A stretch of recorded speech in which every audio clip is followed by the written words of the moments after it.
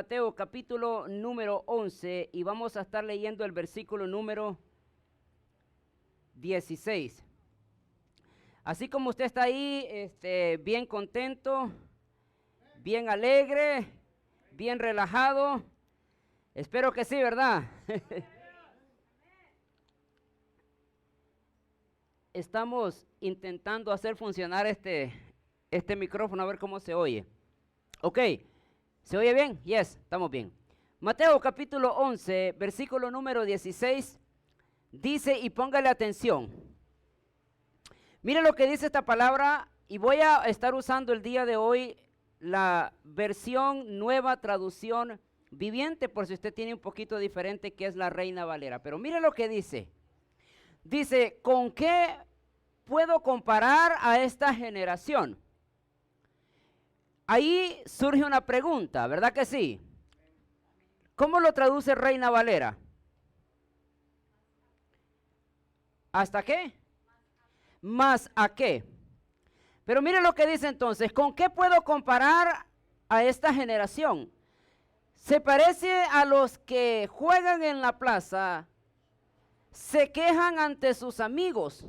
Versículo número 17. Tocamos canciones de bodas y no bailaron. Entonces, cantos fúnebres y no se lamentaron. Hoy, hermanos, en esta oportunidad, hablando hoy del mismo tema que hemos nosotros tocado por las últimas semanas acerca de profetiza, hijo de hombre, y hemos tomado varios profetas del Antiguo Testamento. Hablamos del profeta Isaías, hablamos del profeta Ezequiel, creo que hablamos del profeta Jeremías y vamos a tomar referencia de otros profetas. Pero hoy vamos a hablar del profeta de profetas. Y el profeta de profetas es obviamente Jesús. Y en la Biblia, hermanos, hay más de 300, yo creo que son 329 preguntas solo en los evangelios o prácticamente en el Nuevo Testamento que Jesús hace a su iglesia o Jesús le hace a sus discípulos. Pero obviamente al estudiar nosotros 329 preguntas, obviamente vamos a pasar aquí todo el año. Usted se va a hacer más viejito, yo más joven y no vamos a terminar. Y hoy entonces solo vamos a empezar por lo mínimo 1 o 2 sermones acerca de esta pregunta. Y vamos a hablar de esto, las 100 preguntas que Jesús, o las 100 preguntas de Jesús para la iglesia el día de hoy. Y de estas 100 preguntas vamos a tomar por lo mínimo unas 2, 3. Por lo mínimo el día de hoy vamos a estudiar 2 o 3 creo. Pero más adelante vamos a estudiar acerca de las otras preguntas que Jesús le hace a sus discípulos. Ahora, esas preguntas son tan importantes. Por eso el versículo que nosotros tomamos de base, dijimos, ¿con qué puedo comparar a esta generación? Y ahí surge una pregunta el día de hoy. ¿Cuánto el día de hoy nosotros creemos en Dios? Esa es una gran pregunta que deberíamos nosotros contestarla. Ahora, no nomás nos vamos a quedar con esa pregunta. Le voy a hacer otra pregunta a usted. ¿Por qué vino usted a la iglesia hoy?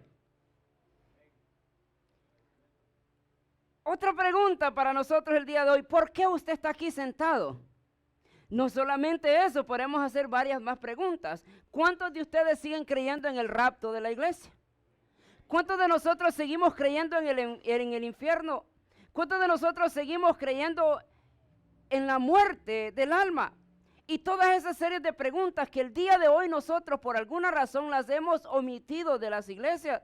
Y nos enfocamos nosotros en otras cosas que no traen el rendimiento para nuestra fe. Y es por eso que nosotros lo encontramos en la iglesia. En la iglesia el día de hoy, hablando en un contexto general, la iglesia el día de hoy estamos de fiesta. Pero qué bueno que sería, estamos de fiesta con Jesús, estamos de fiesta de otra cosa. En otras palabras, nos hemos apartado de la decisión correcta que el cristiano debe de hacer. Entonces, todas esas series de preguntas es necesario que nosotros las hagamos a nuestra vida el día de hoy. Ahora, ¿por qué dice entonces, con qué puedo comparar a esta generación? ¿Por qué Jesús dice a qué voy a comparar o con qué? Si Jesús viniera hoy, hermano, a nuestra vida, literalmente o físicamente, y se sentara a la par de usted el día de hoy, ahí piénselo. Imagínese el escenario, Jesús sentado a la par suyo, y le hiciera la pregunta a usted. ¿Cuál fuera la pregunta? ¿cuánta fe tú tienes hoy en tu vida? Obviamente nos quedaríamos nosotros un poco cortos, ¿verdad? Que si estamos hablando de la fe genuina, la fe que puede cambiar la vida del hombre. Ahora, voy a anotar 3 preguntas que Jesús entonces le hace a sus discípulos. Y obviamente cuando habla de sus discípulos está hablando de nosotros. La primera es Lucas 24:38, dice, ¿por qué estáis turbados si vienen a vuestro corazón estos pensamientos? Ahora, si nosotros le hacemos la pregunta a usted, ¿por qué usted se asusta? Obviamente usted me va a decir, pastor, pues no ve la situación que estoy viviendo. Y yo le voy a decir, sí, tiene razón. Pero obviamente esas preguntas nos hace a nosotros, o nos debería de hacer reflexionar en nuestra vida, ¿por qué nos asustamos nosotros el día de hoy? O sea, obviamente hay 2 cosas bien importantes aquí que Jesús menciona. ¿A qué compararé o con qué voy a compararé? Jesús habla de 2 tipos de personas, la persona que se alegra y la persona que se entristece. Más adelante vamos a ver ese concepto. Pero muchos de nosotros estamos en medio, ni nos alegramos ni nos ponemos tristes y hemos perdido el sentido. Ahora Jesús dice, ¿por qué se turban ustedes? ¿Por qué se asustan? ¿Por qué se desesperan ustedes en la vida el día de hoy? Esa es una gran pregunta que usted mismo y que yo necesito hacerme. ¿Por qué me asusto yo el día de hoy? Obviamente, ¿cuántos no tienen temor a la muerte? Nadie se quiere morir. Pero la Biblia dice que para mí el vivir es Cristo y el morir es ganancia. Muchos le tienen miedo a morir. Y no vamos a hablar de ese tema el día de hoy.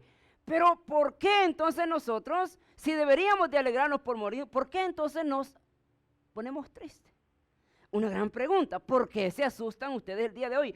Segunda pregunta que yo encuentro en Juan capítulo 21, versículo 15, dice, Simón, hijo de Jonás, ¿me amas más que a todos estos? Y este es el contexto de Jesús hablándole a Pedro cuando le dijo, Pedro, ¿me amas? Y Pedro le dijo, sí, Señor, tú sabes que te amo. Y Jesús le hizo la pregunta 3 veces. Ahora, si agarramos esa pregunta para Simón, que iba directamente para él, y si nos hacemos esa pregunta un poquito más personal, y usted menciona y dice, Joana, ¿me amas? Santillo, ¿me amas? Doris, ¿me amas? ¿Qué pasaría si Jesús mismo se acercara con nosotros el día de hoy, se sentara con usted y le preguntara, ¿me amas? ¿Cuál cree que sería la respuesta de nosotros? No la diga, por favor. Pero sí se da cuenta cuando nosotros estamos fallando en algo. Porque si realmente Dios o Jesús se presentara con nosotros y nos hiciera la pregunta, ¿me amas? ¿Qué le contestaríamos nosotros? Porque obviamente muchos de nosotros amamos a Dios a nuestra manera.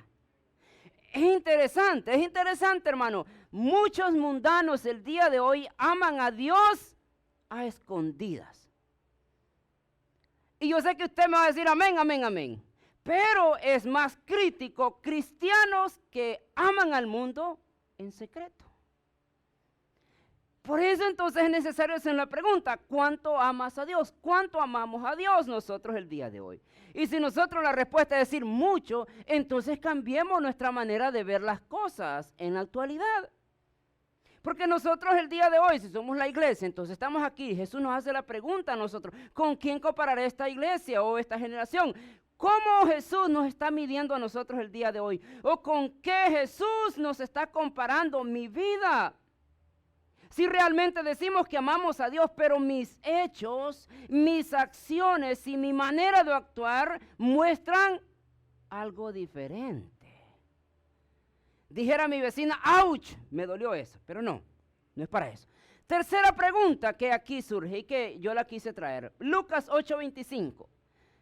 Jesús le preguntó, ¿dónde está tu fe? Y esto es cuando Pedro se estaba hundiendo en el agua. ¿Verdad que sí? Pedro y dijo, y muchas de las ocasiones Jesús siempre le cuestionó a sus discípulos, ¿dónde está tu fe? Muchas veces le dijo a la gente personalmente le dijo, ¿dónde está tu fe? Y si nosotros el día de hoy nos hacemos esa pregunta, ¿dónde está vuestra fe? ¿Dónde cree que usted debería de estar nuestra fe? ¿O dónde está si nosotros decimos tengo fe, pero usted sabe que realmente no tiene fe? Y hablamos de la fe que es genuina, la fe que cambia, la fe que transforma, no la fe común que todo el mundo tiene, sino la fe que aquel que depende totalmente de Dios en todo. Pero obviamente nosotros como iglesia el día de hoy estamos fallando en eso. Porque si no es por mis propios actos, yo no me muevo. Y usted lo sabe el día de hoy. ¿Cuántos de los que están aquí tienen trabajo y mañana se van a levantar a las 6 porque saben que necesitan ir a trabajar? ¿Sí o no? ¿O cuántos se quedan en la casa y voy a esperar que Dios me mande un cheque? ¿Va que no? Usted se va a levantar y a trabajar. ¿Sí o no? Por eso es necesario entonces mirar nosotros dónde está nuestra fe el día de hoy. La fe que transforma, la fe que se le dijo a Abraham, sal de tu tierra y de tu parentela a la tierra que yo te voy a mostrar. ¿Cuántos de nosotros seguimos en la tierra heredado de nuestros padres? Y quedamos ahí porque no queremos una fe que pueda transformar mi vida. Ahora, la postura de la iglesia el día de hoy entonces, estoy hablando en la iglesia, el edificio, ¿correcto? La iglesia en general. ¿Cuál es la postura de eso? Cuando nosotros hablamos de la postura de la iglesia, me estoy hablando de los líderes religiosos, de aquellos hombres que están sentados en un escritorio dando nomás juicios para todo el mundo. Y así parecen los líderes religiosos el día de hoy. Se sientan en la mesa y empiezan a dictaminar. Es más, si usted le dice en el día de hoy, ¿qué piensas de tu vecino? Usted va a decir, mi vecino es pecador y se va a ir al infierno. Y obviamente que sí, claro que sí. Pero ¿cuál es la postura de iglesia personal? Hacia las preguntas que Jesús hace. Y cuando digo la iglesia personal es cuando usted y yo somos la iglesia. Usted y yo representamos la iglesia donde vamos. ¿Cuál es entonces la postura que yo debo de tener el día de hoy según la pregunta que Jesús nos hace? ¿Con qué o a quién voy a comparar esta generación? ¿Cuál es mi postura entonces el día de hoy sabiendo de las cosas que nosotros tenemos? ¿Con qué nos compara Dios entonces el día de hoy? ¿Con personas que tenemos odio? ¿Con qué nos compara Jesús el día de hoy? ¿Con personas que tienen amor y demostrar algo diferente al mundo? ¿Cómo Jesús nos compara o cómo nos debería de comparar nosotros el día de hoy? Por lo mínimo, entonces, si hablamos de la iglesia en un contexto general, ¿cómo debería de ser la iglesia? Obviamente la iglesia debe y necesita ser luz de este mundo, sal de esta tierra, necesita ser esa persona y esas mujeres que van a cambiar y van a transformar el mundo con el amor de Dios. Jesús hace la pregunta, ¿con qué comparará a esta generación? ¿Por qué Jesús dice eso? Bueno, obviamente Jesús le habla a sus discípulos, pero entre medio de sus discípulos habían aquellos que se le conocían como los hijos de las víboras o los hijos de las serpientes, que eran aquellos tipos de personas que se juntaban con Jesús para después acusarlo. Aquellos fariseos, saduceos y celotes que se juntaban en aquellas multitudes y empezaban a oír a Jesús para después agarrar esas palabras y acusarlo. Porque Jesús dice, ¿con qué voy a comparar esta generación? Como iglesia, hermanos, nosotros el día de hoy, ¿cómo deberíamos de ser nosotros distintos a los demás?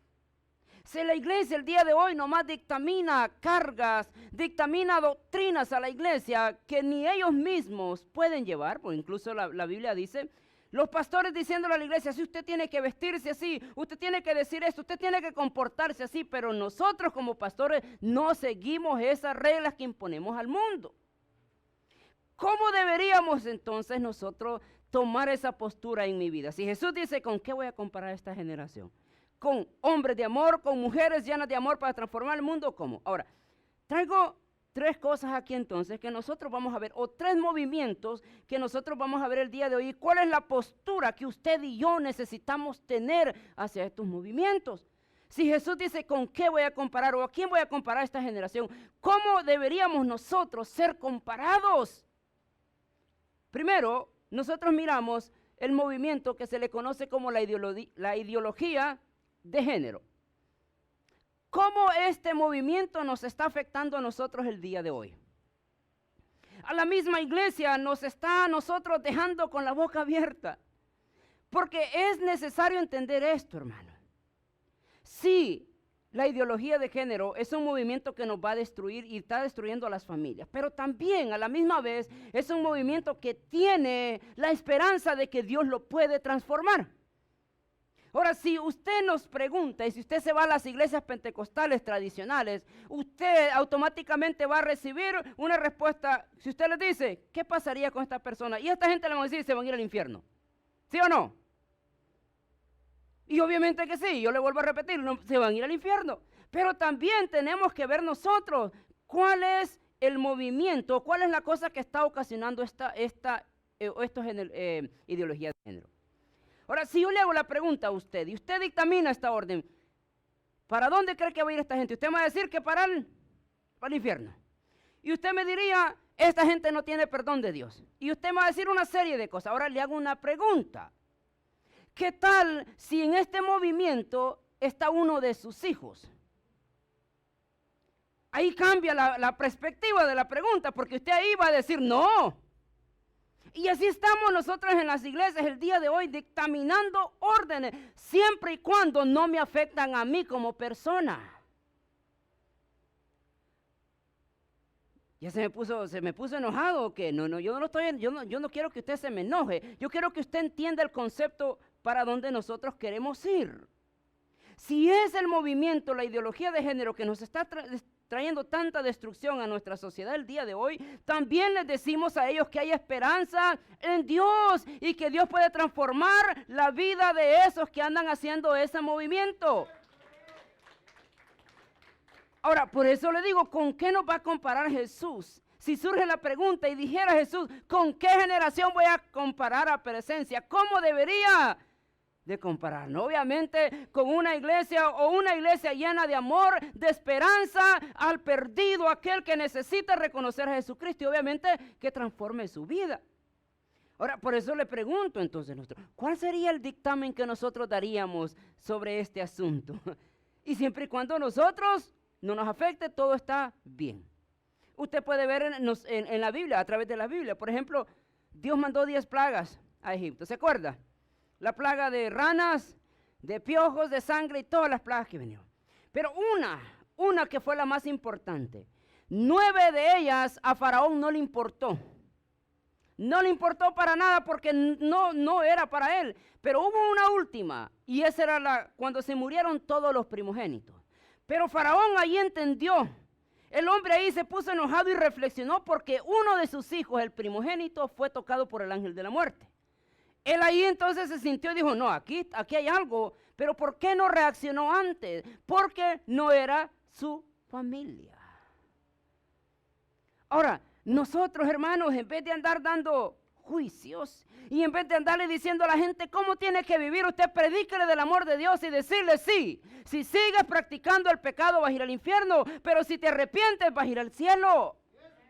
Ahora, pues nosotros estamos ahí en la iglesia sentados dando órdenes. Usted tiene que venir vestido así, usted tiene que ponerse eso, pero mostrémosle la otra cara de la moneda, porque Dios no quiere lo aspecto de afuera. Dios quiere el aspecto de adentro. Obviamente hay una orden, usted no va a andar todo destrampado para venir a la iglesia, pero hay una orden, pero lo que importa es más lo que tiene adentro, cómo usted anda. Porque las arrugas se cubren con maquillaje. Pero el pecado no se puede cubrir con maquillaje, porque el pecado está adentro. ¿Qué me interesa o cómo debería de ser yo? Mi meta como pastor no es que usted se vista y que usted tenga todos los dones de la Biblia. Esa no es mi meta. Mi meta no es que usted hable todas las lenguas que la Biblia habla. No es mi meta. Mi meta no es que usted se vista solo de saco y corbata. No es mi meta. Mi meta es predicarle el evangelio para que usted llegue al cielo, que esa sí es mi meta. Y debería de ser la meta de cada uno de nosotros. Que la gente vaya al cielo y lo demás, eso es pasajero, hermano. Eso no se preocupe. Ahora, ¿cuál es entonces mi postura? Segunda postura entonces que nosotros deberíamos de tomar en cuenta y cómo nosotros vamos a reaccionar a esta. El aborto. Muchos cristianos el día de hoy están a favor del aborto. Incluso la misma iglesia, estamos hablando de la iglesia cristiana, aunque cuando decimos cristiano hay un montón de sopilotes metidos ahí, ¿verdad que sí? No estamos hablando de la religión cristiana. Estamos hablando de gente que ama a Dios, gente que busca a Dios, de esos. Incluso ahí mucha gente está a favor y toman el aspecto y toman el principio que todos dicen, ¿qué tal si de una violación? Ay, ahí empezamos otro. Ah, entonces sí, tiene razón. ¿Y qué tal si a su hija la violaron y tiene que tener un niño? ¿Usted qué diría? ¿Apagamos el micrófono y nos vamos o qué? ¿Qué pensaría usted de eso? Si a una de sus hijas la violaran y iba a tener su hijo, ¿estaría de acuerdo? Ay, ¿qué va a decir el pastor? ¿Qué va a decir la iglesia? ¿Qué va a decir mi comadre? Que mi hija salió así sin casarse y salió embarazada. ¿Cómo va a reaccionar usted a eso? Y eso entonces son las cosas que nosotros deberíamos de ver. Entonces mucha de la gente que pertenece a las iglesias están a favor, está bien que aborte, pero la vida, hermanos, es un regalo de Dios y nadie puede quitarlo. Ahora es bien interesante porque nosotros miramos hoy, el día de hoy, ¿verdad que sí? Producto de una violación. Está bien, matemos al niño, pero el niño no tiene nada que ver, no tiene la culpa él. Pero más sin embargo viene la sociedad, no, ese es producto de una violación, hay que matarlo. Ahora, pero nosotros volvemos aquí, ¿qué tiene que ver el niño? No tiene que ver nada. ¿Por qué al individuo que hace el acto de violar, por qué no lo matan a él? ¿Por qué no lo encierran a él, sino que lo dejan? En California tenemos leyes muy liberales, donde usted se acuerda antes, usted violaba a una niña, usted iba directo a la cárcel, hoy no. Ahora usted ya no lo acusan de pedófilo, ahora le aplauden y lo dejan libre.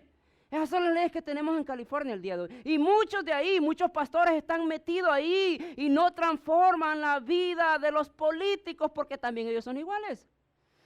Por eso es bien importante, ¿cuál es la postura de como iglesia personal, usted, hacia el aborto? Obviamente nosotros deberíamos de estar en contra del aborto. No podemos practicar, Dios dio la vida.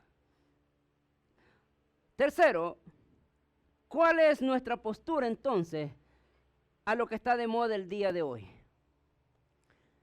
¿Cuál es la postura acerca de esto? Y esta pregunta es bien interesante, ¿verdad? Donde la iglesia evangélica está dividida entre el día de hoy. ¿Por qué está dividida? Porque muchos creen, muchos no creen. Y estamos nosotros ahí entre si creo o no creo. Muchos dicen, no, la vacuna es la solución del problema. Usted ya se dio cuenta. La vacuna vino hace más de un año. Mucha gente se vacunaron y el virus no se va. El virus está ahí y el virus todavía sigue siendo transmitible. Entonces, no sirvió de nada el virus, porque el virus siempre, la vacuna porque siempre siguió. Hay otros que están en contra, no, esa es la marca de la bestia, no se vacunan. No, porque ese es el anticristo. Tampoco, hermano, no podemos decir que es el anticristo porque la vacuna está aquí y el anticristo ya tiene años operando y nosotros ni cuenta nos damos. ¿Cuál debería de ser entonces nuestra postura a eso? Obviamente, hermanos, la iglesia, y yo se lo dejo a usted de consejo, la iglesia, y estamos hablando de la iglesia verdadera, los hijos de Dios, los discípulos de Jesús, aquellos que quieren agradar a Dios tienen que estar en medio y tienen que tomar un punto ni aquí ni allá. ¿Por qué? Porque nosotros como evangélicos necesitamos hacer la diferencia. Porque es fácil correr, no, aquí está, vámonos para allá porque aquí está la solución. Luego de repente, no nos vamos porque eso es pecado y tenemos que alejarnos. No, usted ya se dio cuenta. Por lo mínimo, en la década del apóstol Pablo, del apóstol Pablo, estamos hablando en el año 100 después de Jesús, hubieron dos clases de filosofías. Y usted debería de conocerlas ya el día de hoy porque creo que las enseñaron ahí en la escuela. Pero las dos clases de filosofía eran los estoicos y los epicureos. Usted se recuerda de eso, ya lo he escuchado. Los estoicanos decían, no, démosle rienda suelta al pecado porque eso nos trae felicidad. Y todo el mundo, pues vamos, hagamos. Al final de los años se dieron cuenta que dándole rienda suelta al pecado no eran felices. Por el otro contrario está el otro grupo, la otra escuela filosófica, dijo, no, la felicidad no está en eso, la felicidad es abstenerse del pecado y guardar nuestros cuerpos. Y ellos no hacían nada. Al final se dieron cuenta que tampoco ahí estaba la solución. Porque dándole rienda suelta al pecado no trae felicidad al mundo, al cuerpo, al ser humano. Ni tampoco guardándose. Ay, me voy a guardar porque eso es pecado. Tampoco te hace feliz porque estamos en el mundo. ¿Qué quiero decir con eso entonces, hermano? El cristiano necesita reflexionar primero ante todos los movimientos que están pasando, ante todos los acontecimientos que usted está viendo en el mundo el día de hoy, es necesario nosotros estar en medio. Y primeramente preguntarle a Dios, ¿qué hago en esta situación?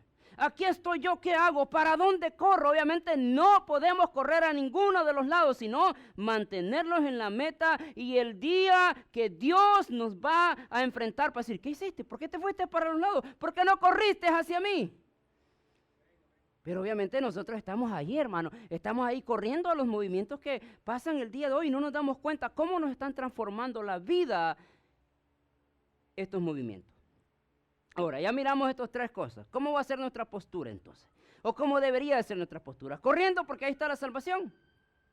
Ahora, el gobierno no trae la solución al mundo, hermano. Déjeme decirle. Eso no lo tengo en mi sermón, pero se lo doy de bonus extra. El gobierno nunca va a tener la solución al mundo. No crea usted que va a correr al gobierno. El gobierno nunca quiere el bien para nosotros. Usted lo sabe. Está comprobado, el gobierno tiene la cura para la mayoría de las enfermedades que nosotros conocemos en el ser humano el día de hoy. Pero ¿por qué no dan la cura? ¿Por qué? Significa que van a perder millones de dólares. El gobierno no tenemos que pensar, la solución está en el gobierno. Jamás el gobierno va a traer algo a nuestra vida. Usted sabe, el gobierno debería de trabajar para la gente, pero no es así. Usted se dará cuenta, usted trabaja para el gobierno, usted mantiene al gobierno y el gobierno nos dictamina las leyes. Estamos mal ahí. Bueno, miramos nosotros entonces, Mateo 11:16 lo miramos en este contexto, porque nosotros leímos nomás los primeros 2 versículos. Pero esta historia tiene un contexto. ¿Y cuál es el contexto de esta historia? Versículo 16 dice, ¿con qué puedo comparar a esta generación? Se parece a los niños que juegan en la plaza, se quejan ante sus amigos. ¿Por qué? Dice versículo 17, tocamos canciones de bodas y no bailaron. Entonces tocamos cantos fúnebres y no se lamentaron. Versículo 18, pues Juan no dedicaba el tiempo a comer y a beber, y ustedes dicen, está poseído por un demonio. El Hijo del Hombre, por su parte, festeja y bebe, ustedes dicen, es un glotón y un borracho, y es amigo de cobradores de impuestos y de otros pecadores, pero la sabiduría demuestra estar en lo cierto por medio de sus resultados. El contexto es este. Vino Juan, la Biblia dice que Juan se había apartado, se había ido para la montaña y comía miel silvestre y comía langostas. Una dieta muy estricta, correcto, una dieta donde no muchos pueden practicar.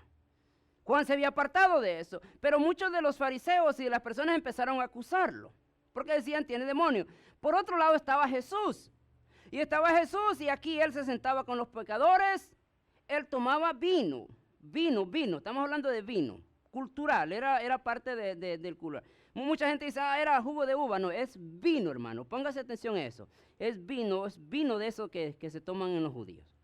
Ellos se sentaban, comían con pecadores, tomaban vino y también lo acusaban. Entonces, ¿qué es lo que está tratando de decir Jesús? Bueno, ¿ustedes qué quieren ver? Ustedes miraron una persona que tenía una dieta extrema, pero también viene Jesús, vengo yo, dice Jesús, y como con los pecadores, entonces, pero no pasa nada porque ustedes no tienen un cambio. Porque eso es lo mismo que nosotros pasamos el día de hoy. Si nosotros hacemos el análisis de la iglesia, hermano, obviamente el día de hoy nos enfrentamos con una iglesia pentecostal muy estricta, correcto, muy estricta en su forma de vestir, en su forma de comer, en su forma de comportarse. Pero el chisme y el pecado no se aparta de ahí. O sea, el hecho de que nosotros tengamos una dieta extrema en cómo vestirnos, cómo hablarnos, eso no los hace a nosotros absentos del pecado, porque el pecado siempre va a llegar. Depende del corazón de la persona. Mas, sin embargo, hay otro grupo de personas entonces, los liberales. Estamos hablando de los cristianos liberales, aquellos que se ponen tatuajes, que se ponen aretes, que se dejan crecer el pelo y andan así todos usted los ha visto cómo es. Y entonces nosotros estamos ahí, muchos religiosos estamos ahí. No, estos son los santos, aquellos que se visten bien, que caminan bien. Y decimos, no, estos son los pecadores, porque estos mira cómo se visten. Ahora, ¿cómo los miraría Jesús, hermano? ¿Cómo Jesús miraría a este grupo de personas? ¿Sería que Jesús tuviera misericordia por este grupo de personas que se viste bien, que se ponen saco y corbata, que andan ahí tranquilos, que se apartan de todo y parecen así todos anticuados porque me estoy apartando para Dios? Esa es la idea que nosotros tenemos el día de hoy. Esa es la santidad, pastor. Yo tengo el celo de Dios, tengo que vestirme bien. Mentiroso, eso es mentira. Pero por otro lado están los otros locos que andan ahí. Nosotros deberíamos de estar en medio, hermano. Nosotros, antes de poner entonces a compararnos con estos dos grupos de personas, es necesario que nosotros nos sentemos y digamos, Señor, ¿cómo estoy delante de su presencia? Ay, ay, ay. Hay cosas, hermanos, en la vida que no se hacen, no porque simplemente sean pecado, sino porque no nos conviene delante de Dios.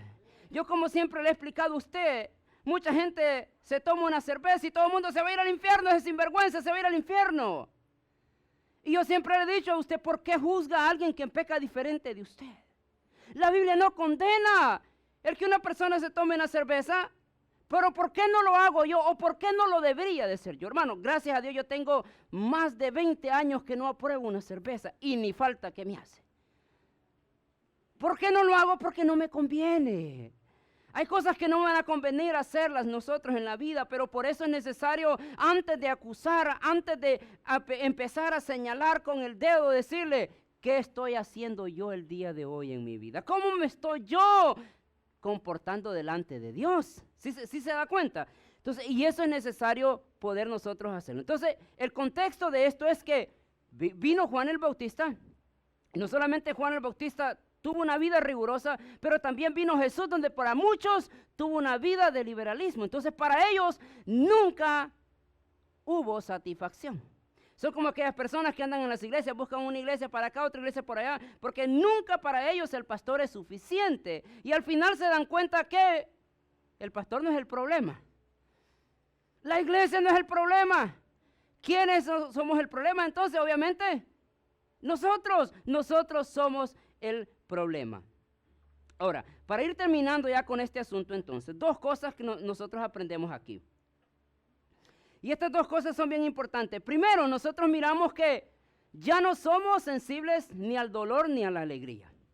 Si los muchachos llegaban a las plazas con trompeta y ponían a cantarse, a tocar ahí, y la gente no le daba ni siquiera ni frío ni calor, había un problema. Si usted ha visto la película de Titanic, usted la ha visto, ¿verdad? La película de Titanic. Una de las últimas escenas me llama la atención, y cuando estaba preparando este sermón, me acordé de esa escena. Y la escena es que hay 3 violinistas que a través de la película ellos tocan para la gente millonaria, ahí van tocando y tocando y tocando. Pero al final de la película aparece una última escena donde empiezan a tocar y la gente estaba tan enfocada, tan desesperada, porque lo que querían ellos salvar su vida, no les importaba lo que pasaba alrededor. Y ellos tocando y nadie los escuchaba. ¿Y qué es lo que dice al final? Él dice, bueno, pues ni modo, la gente ya no nos escucha, la gente no nos pone atención, ¿para qué tocamos? Porque la gente estaba tan enfocada en quererse salvar, en querer buscar una solución a su problema, porque estaban a punto de ahogarse. Comparamos nosotros el día de hoy a esto.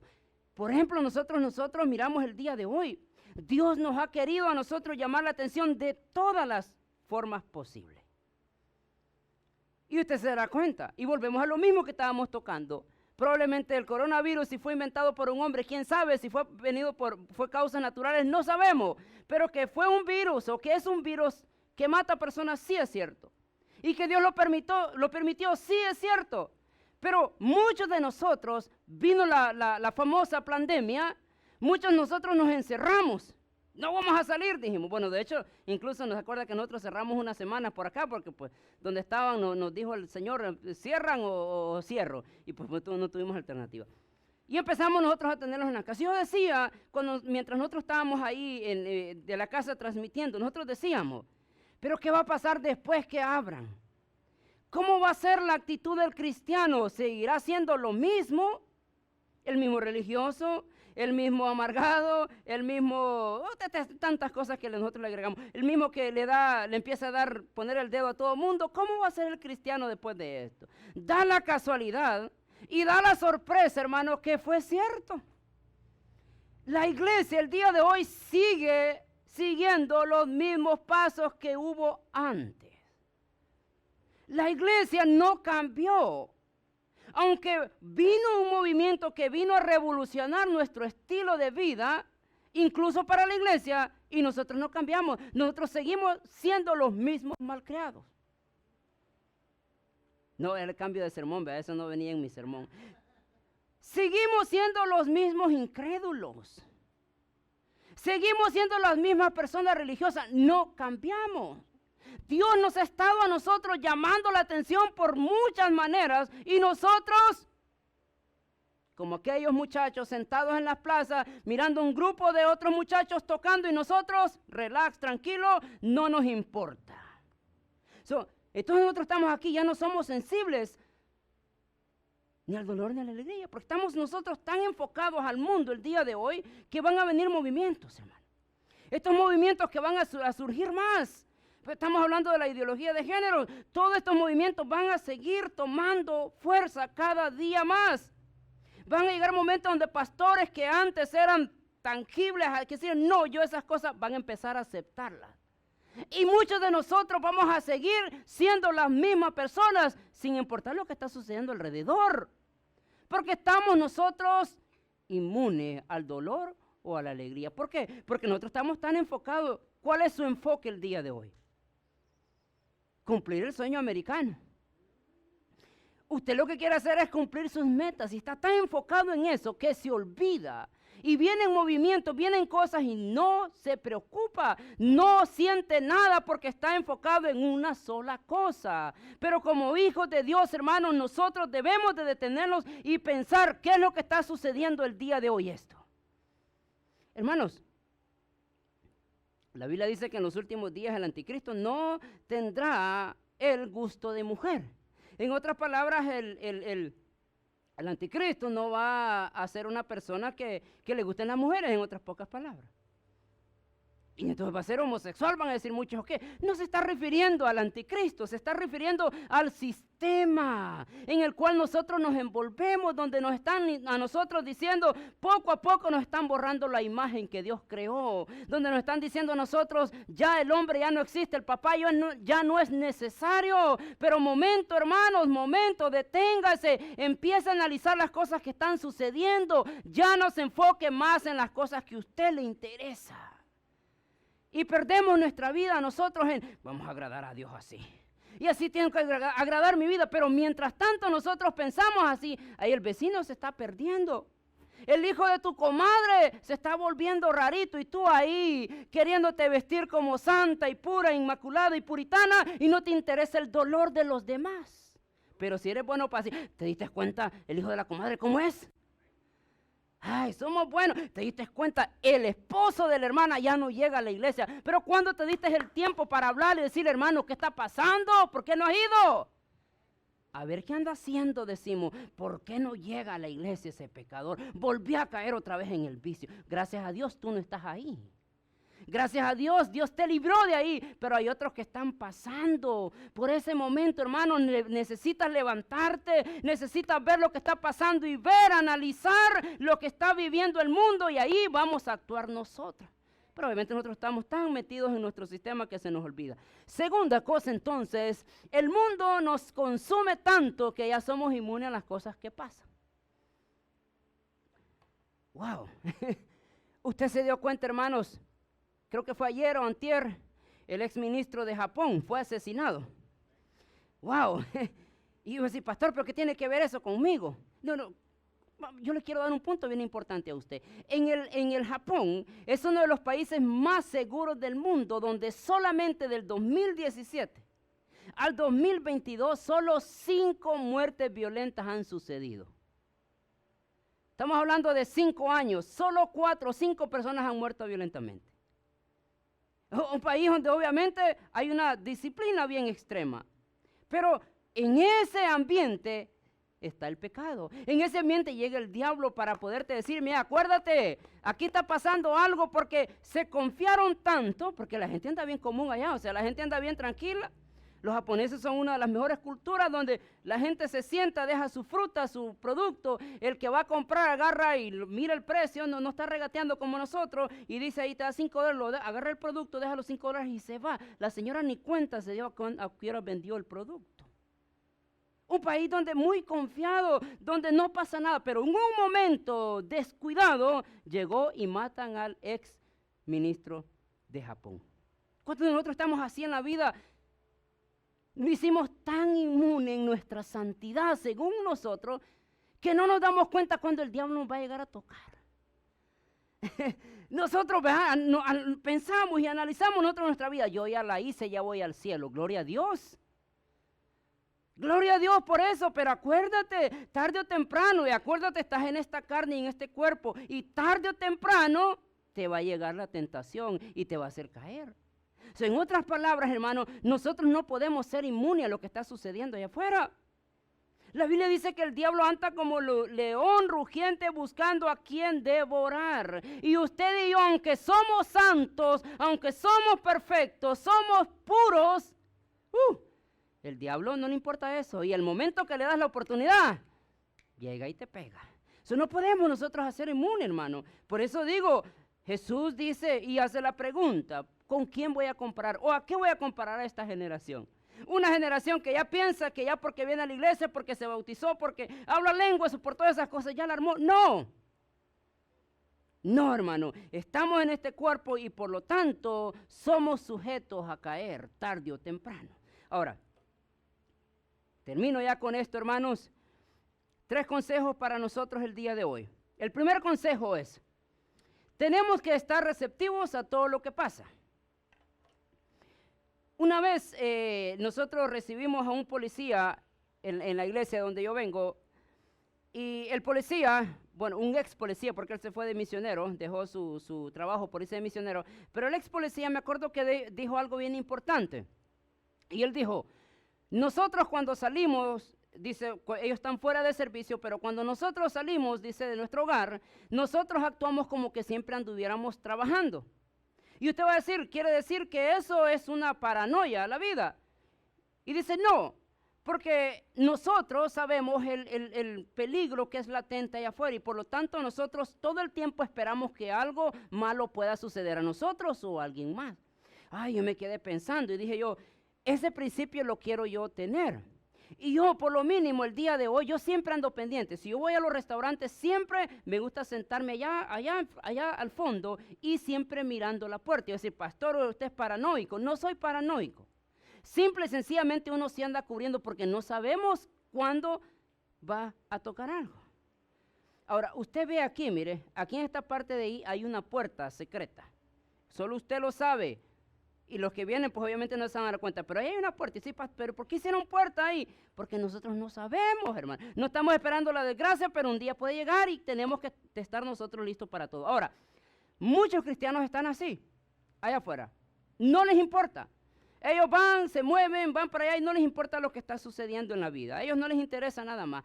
Y por eso se encuentran en la vida cuando las sorpresas llegan, no están preparados para eso. Usted anda en la vida por ahí, usted no se da cuenta. O sea, imagínese usted cuánta gente sale en sus carros y uno le pregunta, ¿tiene un desarmador, hermano? No tengo nada. Gente que sale ni siquiera ni con una llave en su mano, no están preparados, porque a mí nunca me va a pasar. A mí no me va a llegar, no. Tenga cuidado que un día le va a llegar. Ahora, tenemos que estar nosotros receptivos. ¿Qué es estar receptivo, hermano? Estar receptivo, estar nosotros receptivos a lo que está pasando afuera, es que usted va a estar siempre pendiente de lo que sucede allá afuera. Una de las cosas que a nosotros nos afecta como hispanos, hermanos, no estamos o no nos gusta informarnos de nada. Y si alguien nos dijo eso, nosotros nos quedamos con eso. Está bien, pues nos dijo eso. Y nunca nosotros intentamos buscar. Volvemos lo mismo a la iglesia. ¿Por qué hay tantos errores en la iglesia el día de hoy? Porque a la iglesia todo le dice amén. A todo le dice amén, amén, amén, amén. Incluso dicen unas barbaridades en el púlpito. Amén, dicen todos, y ni siquiera está en la Biblia. No busque, yo siempre le he dicho a usted, hermano, todo lo que nosotros hablamos aquí, cuando llegue a su casa, anote los versículos y vaya a estudiarlos. Mire que lo que nosotros hablamos aquí es verdadero. Porque nosotros no nos gusta estudiar, los hispanos. No se me vaya a enojar, hermano, pero es cierto. A nosotros no nos gusta informarnos. Hacemos el taller de liderazgo, 3, 4, 5 vienen, los demás, no me importa, dice. No nos gusta prepararnos, no nos gusta informarnos. Entonces, una de las cosas que yo le digo a usted, hermanos, es que infórmese de lo que está pasando allá afuera. En vez de que pierda tiempo en otras cosas, hermano, si va a abrir el Facebook, ocúpelo para algo bien importante, vea las noticias, qué está pasando. Hay cosas, hay cambios que están viniendo a la sociedad el día de hoy que algo nos está diciendo a nosotros. La venida de Jesús se acerca. Pero a nosotros no nos gusta, no nos gusta a nosotros, no nos interesa en nosotros en poder ver lo que está pasando. Todas y cada una de las cosas que están sucediendo en el mundo son con un propósito. Y ese propósito es para alertarnos a nosotros y decirlo, mira, algo está sucediendo aquí. Por ejemplo, Jesús dijo y le dijo a los discípulos, mira, cuando en el oriente se levanta una nube con fuerza, significa que la lluvia va a venir. Muchos de nosotros estamos así, miramos la nube y no nos mueve. Viene la nube y ni siquiera nos levantamos. Bueno, eso no, a mí no me va a afectar. Sí, tarde o temprano te va a afectar, hermano. Tarde o temprano te va a afectar. Mira en la condición que nosotros estamos el día de hoy. Al principio de las votaciones, voten por este presidente porque esta es la solución de todos los inmigrantes. Y todos salieron con la bandera, sí se puede, sí se puede. Ya anduvimos nosotros. Y muchos de los hispanos empezaron a votar, ahí va, ahí va, ahí va. A mí no me va a afectar. Mire cómo estamos nosotros el día de hoy, hermano. Usted va a la gasolinera ya pagando a $8 la gasolina, a $10 en lugares.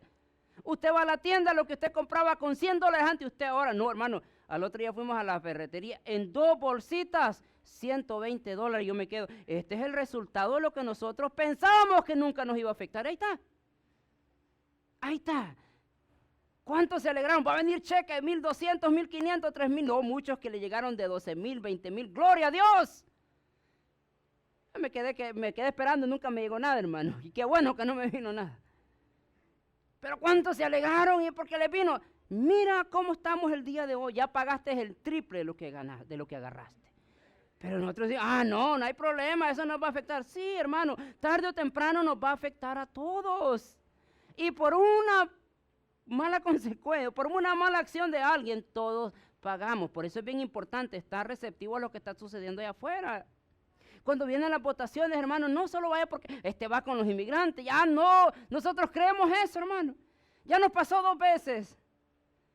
Vamos a dar papeles a todo el mundo. Nos pasó la segunda vez, nada. Hoy la tercera vez y mire dónde estamos. Papeles ni siquiera se acercan. Pero como va con los hispanos, somos pobres, decimos nosotros, no para dar, ahí vamos todos, sí, pero mira el resultado. Nosotros no podemos agarrar y decir, me voy a ir con esto, donde va toda la bola y vámonos, no, porque ese es el resultado que nosotros tenemos el día de hoy. Entonces, nosotros como cristianos tenemos que pararnos, sentarnos. Primero, arrodíllate a Dios y pregúntale, ¿qué es lo que debo hacer yo en esta situación? Si solo porque va un grupo de personas o solo porque pertenece a mi raza, yo me voy. No. Incluso con sus propios hermanos de sangre, hermano, ore a Dios y pregúntele a Dios, ¿qué hago en esta situación? Porque tarde o temprano nos va a afectar esa acción que vas a hacer. Necesitamos estar receptivos a lo que pasa en el mundo el día de hoy, mi querido hermano. Por favor, esté atento a lo que está sucediendo. Vuelvo a hacer la pregunta, ¿con qué Jesús nos debería a nosotros comparar el día de hoy? ¿Con personas irresponsables? ¿Con personas que no nos interesa nada lo que suceda? ¿O cómo nos debería de comparar? La iglesia necesita estar al pie de todo, hermano. La iglesia debería de estar haciendo fila en los primeros lugares. Ahora, ¿usted se ha dado cuenta, hermano? Por ejemplo, el gobierno de Estados Unidos usa tecnología que va 20 años adelante de nosotros. En otras palabras, el gobierno o el ejército está usando tecnología que nosotros vamos a usar en 20 años. Imagínense la tecnología. Ahora venimos nosotros los pastores el día de hoy. Y nosotros en vez de estar viviendo 20 años, vivimos 20 años pero atrás. Y nos atrasamos nosotros en la historia porque pensamos que así es, así tenía que ser y así. No, hermano, momento. Hay otras cosas, necesitamos hacer receptivo a lo que está sucediendo el día de hoy porque la sociedad está avanzando tanto y nosotros nos quedamos nomás así, mirando lo que está pasando alrededor y cuando acordó llegaron y ni cuenta nos dimos. Número 2. Consejo número 2. Tenemos que tomar una posición neutral. Ahora, por eso le digo, como iglesia, o la iglesia debería de estar en un punto neutral.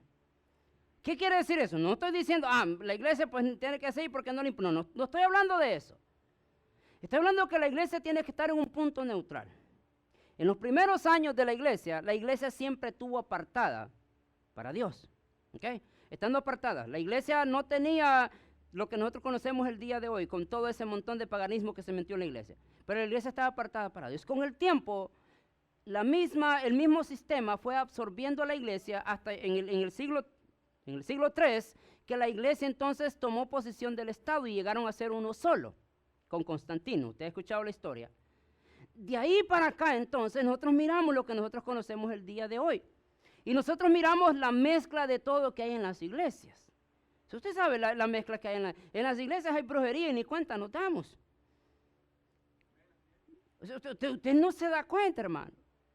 Hay brujería en la iglesia. La gente hablando unas lenguas raras, que solo los demonios hablan. Créame, de verdad, hermano, no sé si usted no lo ha sentido, pero tiene que entrar en ayuno y oración para que pueda identificar esas cosas.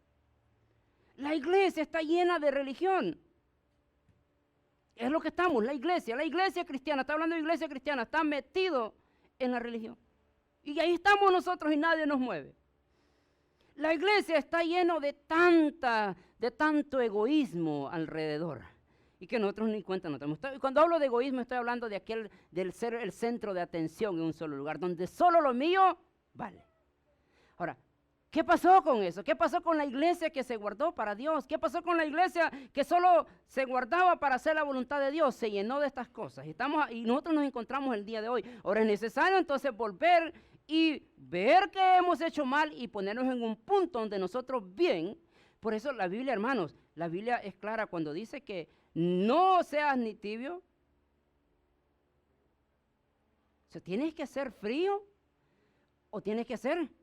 Pero no podemos estar a nosotros en un aspecto espiritual. Pero cuando hablamos en el aspecto físico, como la iglesia tiene que estar en medio para decidir para qué lado me voy.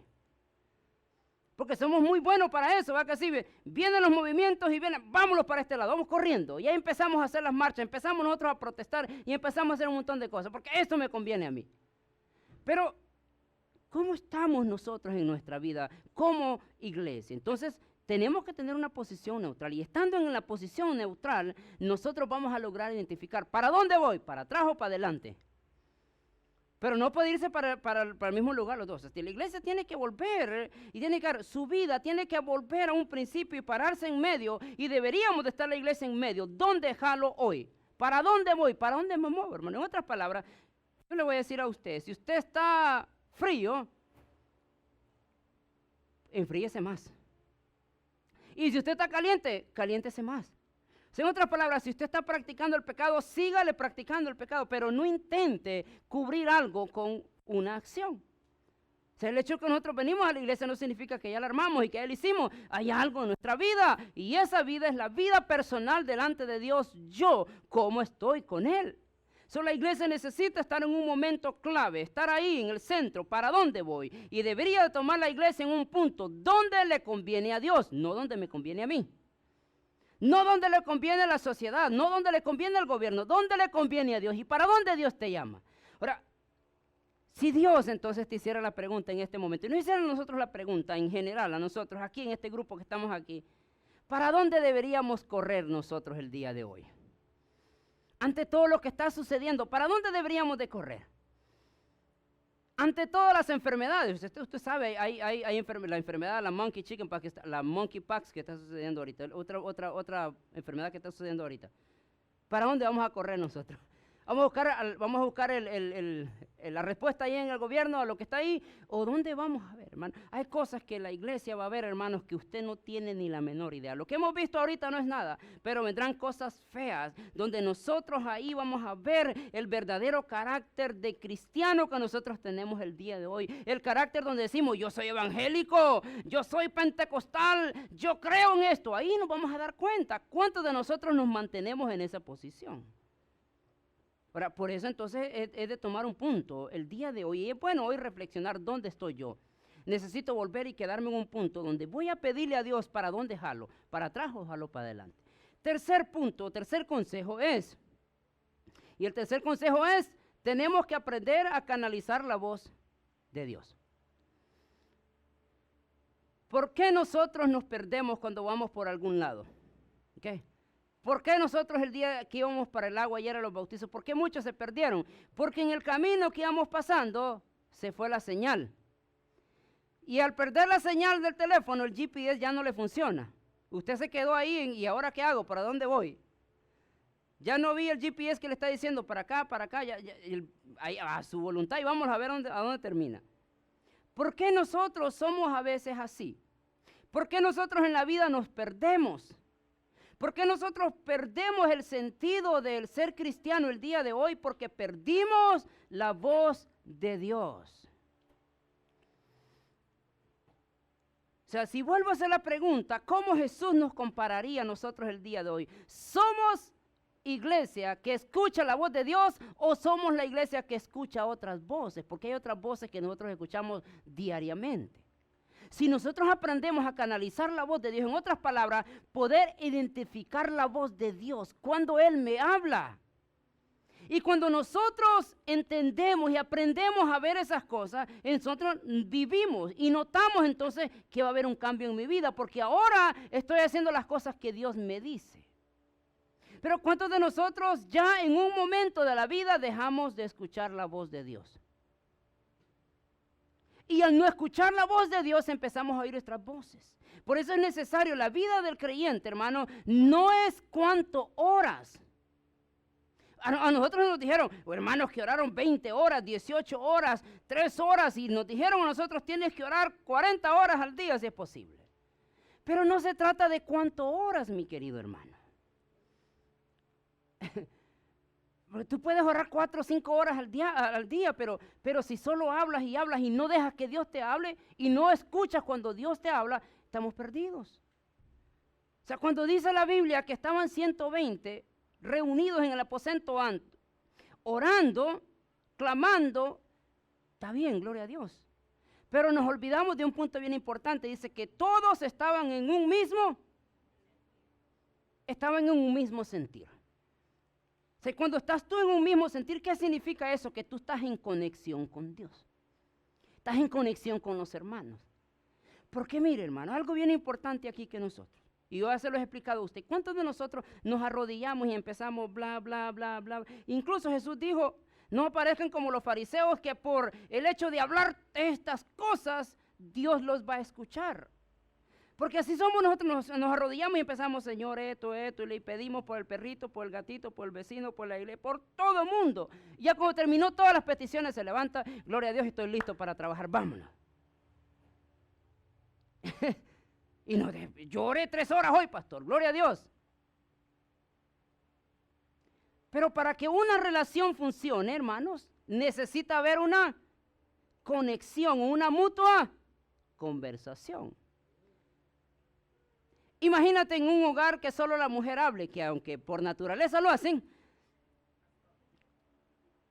Pero imagínate en un hogar donde solo la mujer hablara. ¿Qué pasaría ahí? Un descontrol tremendo. Amén.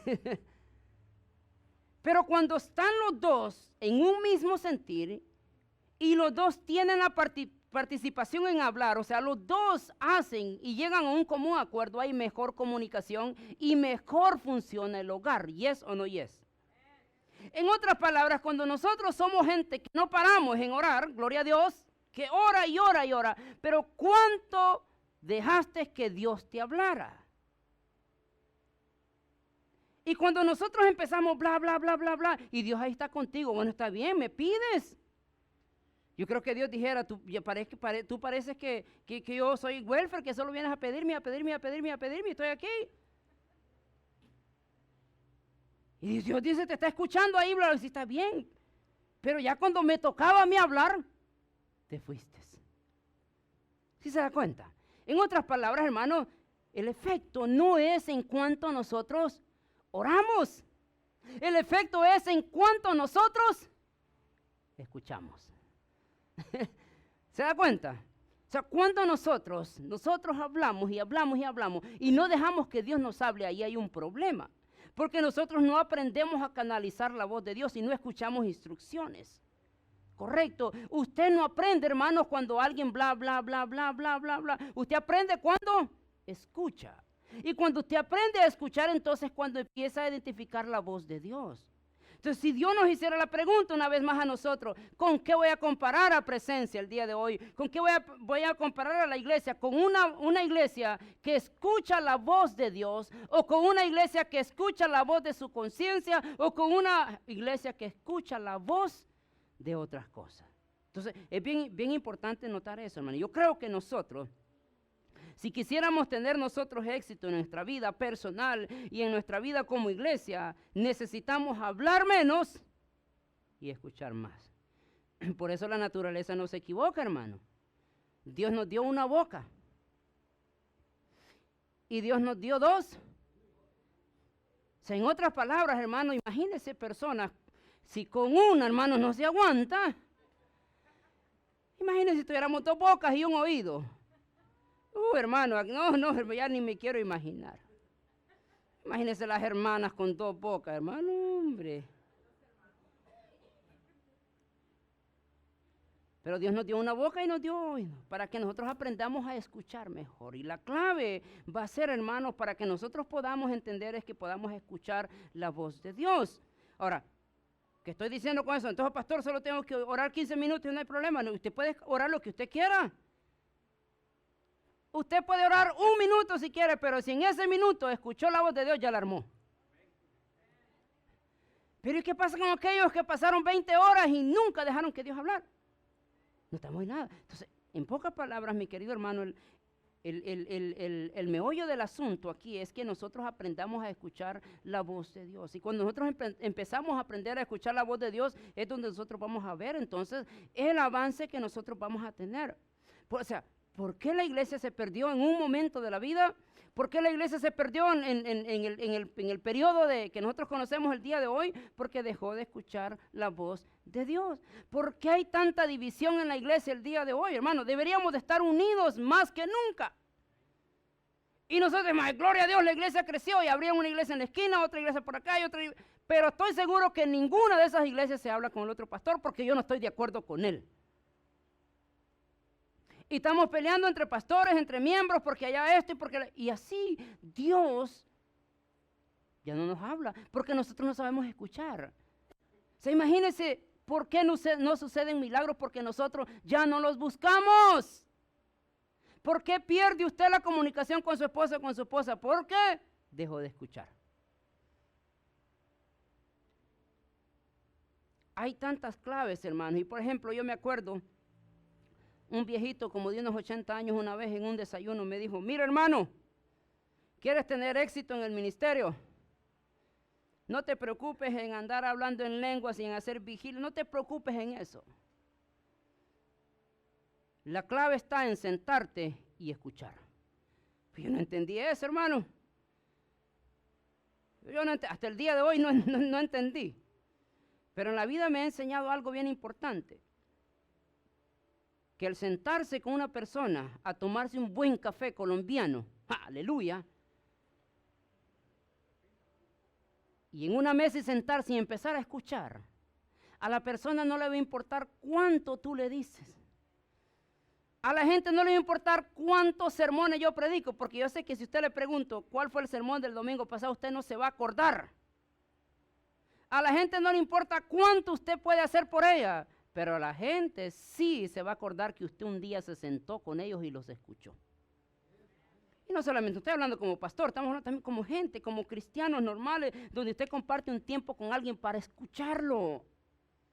Y ahí está el secreto, hermano, por eso los psicólogos se hacen millonarios. Los psicólogos se hacen millonarios para llegar, sentarse y escuchar. Los brujos se hacen millonarios para escuchar a alguien sentar y después darle el veredicto según lo que le dijo. Así estamos nosotros. Imagínense, el día de hoy nosotros, hermanos, necesitamos sentarnos a escuchar la voz de Dios. Dice, pastor, pero me da sueño leer la Biblia. Imagínense, hermano, la gente que le da sueño agarrar la Biblia y no, que me da sueño rápido. Yo, hermanos, aprendí en la vida donde me hago un cafecito. No le voy a decir la marca, por favor, porque después me lo voy a tomar. No. Donde yo agarro un cafecito Y allá en lo interior yo digo, hoy me voy a tomar un café con Dios. Y me siento en el sofá y pongo una silla en mi locura, ¿verdad? Porque muchos dicen eso hacer, ya me llaman loco. Agarro una silla y la pongo ahí y me tomo un café y estoy ahí. Y hay momentos, hermanos, donde yo ni siquiera hablo ninguna palabra. Porque la Biblia dice que antes de que nosotros lo digamos, Él ya lo sabe. Hay momentos donde yo me siento y escucho. Señor, háblame. Sí, y por eso si usted va allá donde nosotros vivimos, ahí le van a decir, el pastor ahí no ora. Porque yo no ando haciendo ruido, yo no ando tocando trompetas para orar. Yo no ando diciendo, mira, voy a orar. Me siento en lo interior de mi hogar allá, sentadito con una silla y un cafecito y me pongo, Señor, háblame. Porque aquí no es tanto, Señor, mira, presenta, aunque la Biblia dice que presente sus peticiones, sí, preséntalas, hay tiempo para todo, pero ¿qué es lo más importante? Presentarle la petición a Dios o que Dios te hable a tu mente y a tu conciencia y empiezas a ver las cosas en tu vida. Aprendamos a canalizar la voz de Dios en nosotros. ¿Por qué nos perdemos nosotros en la vida? ¿Por qué terminamos nosotros en la condición que terminamos hoy? Por no saber escuchar la voz de Dios.